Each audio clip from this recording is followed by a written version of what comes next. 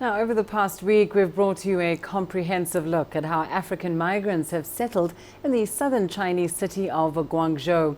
Our reporter Wu Lei has focused on the challenges they've experienced as well as their successes, especially in trade-related activities. He now joins us live from Guangzhou.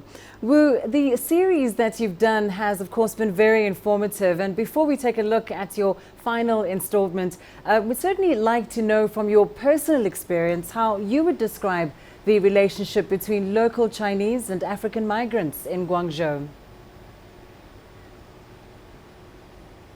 Hi, Lindy. During my interview with these African businessmen and also traders in the past few months, most of them say that they are business partners with local Chinese, and also they are very close friends, because we know that during the past decades they are trying to fit in, and also a lot of them also marrying Chinese. So some of them are still family members of the local Chinese.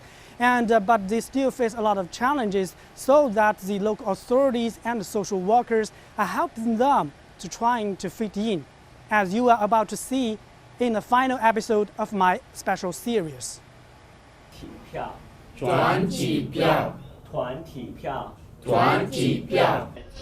Many African businessmen like Fasasi Rolf soon learn just how big a barrier language is when they come to live in China. Now he's fixing that, studying Chinese for free at one local service center. Help me too much to do my business in Chinese language. First, any country you live, you need to communicate with people. The first, and also for the business, you need to know about their language. Fasasi has been studying here for over 8 months. With the improved language skills, his business and life have become much easier. With thousands of Africans trading and living around this community, this service center has become an important part of their lives. If they have a problem, they bring it here for help and advice. In addition to free language services, we also provide a law and policy lecture each quarter introducing the latest regulations. We, the NGOs, are the link between these Africans and the local officials.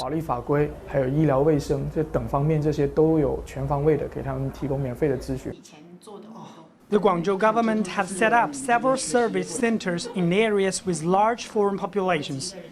At the same time, the local police department also works hard to improve their services for these foreign migrants. We have gathered some experience in serving and policing foreigners in Guangzhou. On the one side, we trained over 1,000 policemen in 2015 to help them provide more professional services to foreigners. On the other, we work closely with other departments to prevent crimes by foreigners.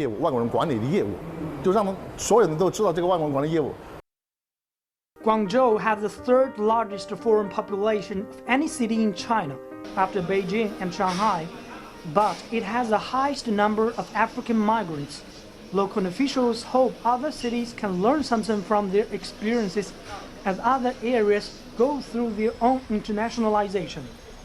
The people of Guangzhou pride themselves on their city, but integrating people from different cultures and backgrounds is not easy.